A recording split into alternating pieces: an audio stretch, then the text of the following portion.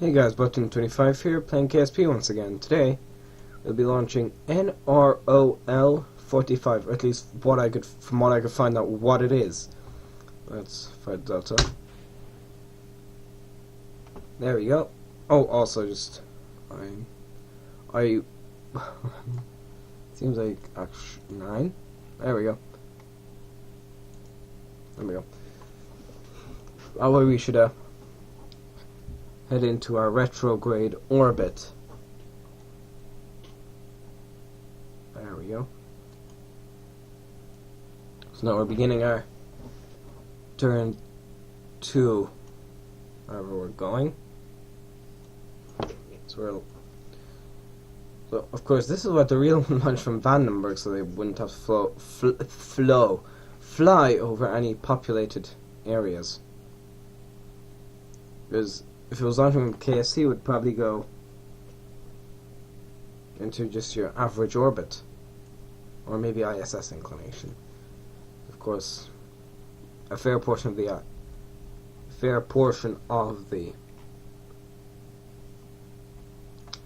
ISS was launched from the KSC, by the shuttles. Now, prepare to ditch. Ditch. So there we go. Now we're flying on that single Rhino.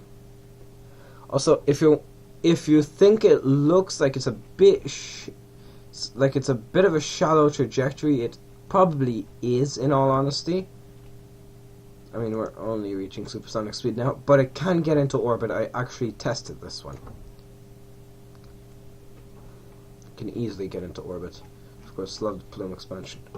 Now, what I could tell, this was a radar satellite from the sources I could find, and it launched into a 124-degree inclination, retrograde, which is why they're using a Delta 4 5 meter instead of just a 4 meter fairing upper stage, because they need that extra kick to get into orbit. They're not using a Delta 4 heavy, however, because that's just rather expensive for this relatively small payload, from what I could tell. Well, my curve representation, I believe the real one isn't too large either. So now we're approaching. No, we're not even. We're coming up to the point of fairing jettison. Of course, I'm still following someone. Also, sorry about the lag. It's just the high part count because of these. I mean, I'm pretty sure if you add up all those parts, you could make a decent sized launcher with that amount of parts. I believe my Inertia has fewer parts, not counting Buran, of course. Right, we're almost at the point where we can ditch the fairing. So, waiting up until 23. And then clamshell fairing will apply. Okay, screw it. Now. There we go. Thank God those are non-persistent. Also, the real Delta 4 only has the 2 fairings. Just your average clamshell, not the 6 pieces there.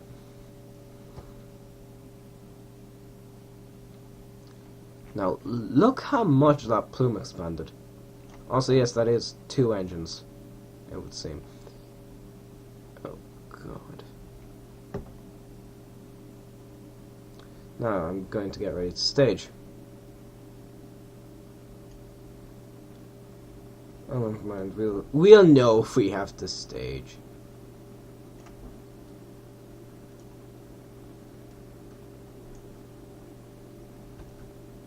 I set stage and fire.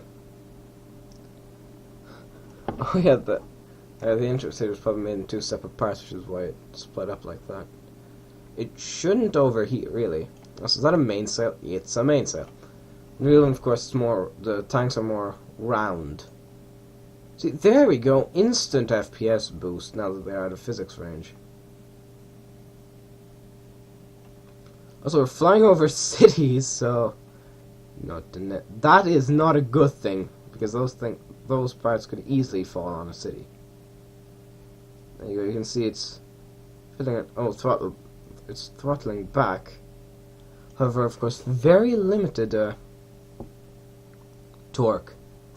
I thought that, oh, it did. Okay, so it has very limited torque.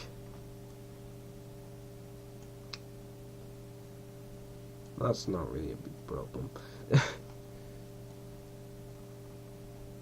Also, I love how a fair portion of these cities are actually situated along the coastline, where they probably would be. Oh, look at that FPS increase. Look at it. Oh, also, if Kerbin seems to be moving quicker now, it probably is because there's that extra, few 100 meters per second. Because, of course, we're going retrograde as well. So we're going, instead of going the same direction as Kerbin rotates, we're going the opposite direction. Also, tomorrow morning there will be a launch from Tanegashima, H2A. I will record that with post-commentary, and we'll hope everything is nice and toasty. Now get ready for engine ignition. Yeah, right about now. There we go, close enough. Close enough, you can do better. Now there we go, it's a bit shaky. Also, we can launch a lot bigger payloads with it. Like, a lot larger, maybe not larger payloads, but this size payload to destinations farther away. Grade force roll 0. Decouple. There we go. It should. Oh no, force roll. Now let's extend that antenna. Of course, the real one has a much larger antenna. And extend the solar panels.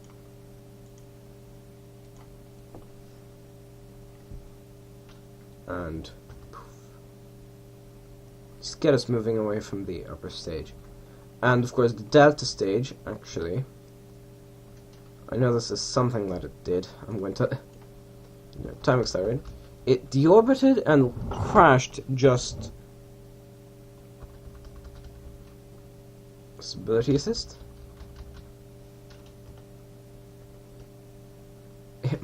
working on the alignment. There we go. There, come on. Right, now let's perform a deorbit burn.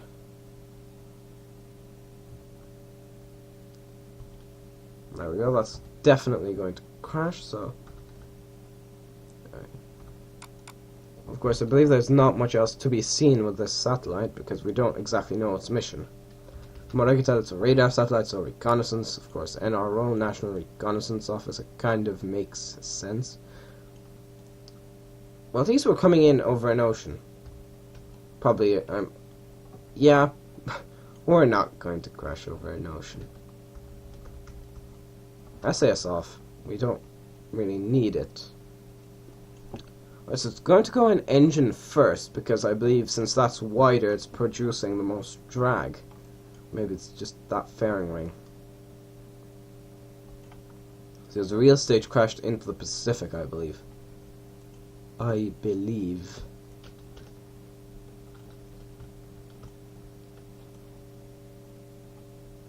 look at those cities. You know what? Just for giggles, if I activate SAS, this must have some power source. It has to have a power source. I'm just going to attempt to land this thing. If that doesn't sound absurd, I don't know what does. Hopefully we won't. Hopefully we'll land on that continent, or on a continent, full stop, not in the ocean. What are those? Oh, those are mountains sticking above the clouds. You can see we're starting to lose velocity now. The inside of the engine bell is glowing, even though it's weirdly textured for some reason. And the outside area up to here isn't. But it is starting to overheat. Whereas the real one doesn't attempt to do this, it just burns up in the atmosphere. Just kind of what you would expect. There we go, we're fine. The engine is heating up. You know, if we're going to have a burn up, let's have a burn up. Oh, good grief. I'm not sure we'll make it far enough. Yeah, the engine is overheating. Who cares? We don't need it. I say as I'm preparing to... Well, actually, you know what? Even if it goes in the water, let's make it look impressive. Of course, we have a lot more decel to do. Right, no, at this point I'm committed to landing this, so...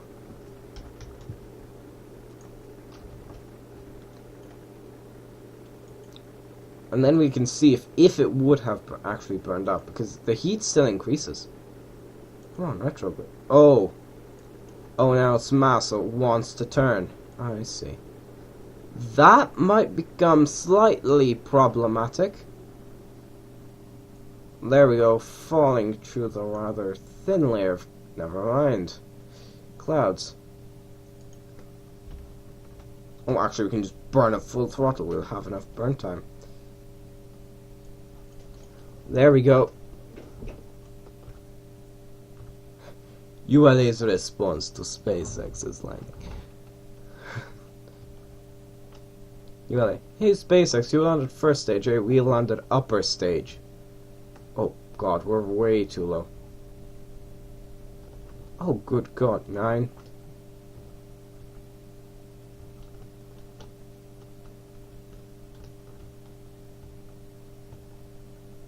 Right, come on. There we go. Nice and slowly. Oh god. I just say if you also there's one big problem with landing in water. Well, particularly seawater is it's highly corrosive. Or at least very corrosive for these delicate rocket stages. And it's gonna blow up, is it? Oh god, I thought I turned it off. Okay, that's a very small piece of loss. And it is floating. Well, screw the decoupler, it would seem. But that's just floating there. You know, this. Let's see. Yeah, we're transporting him back to land. Isn't it obvious? This is how all people do it. That's how all people do it. Don't question us. Seriously, that's working, so we can actually kind of give it some speed. Let's go like kind of some small hops and cut off. Also, this is good for us because we're reducing the weight of the stage. So making it, and therefore making it more buoyant.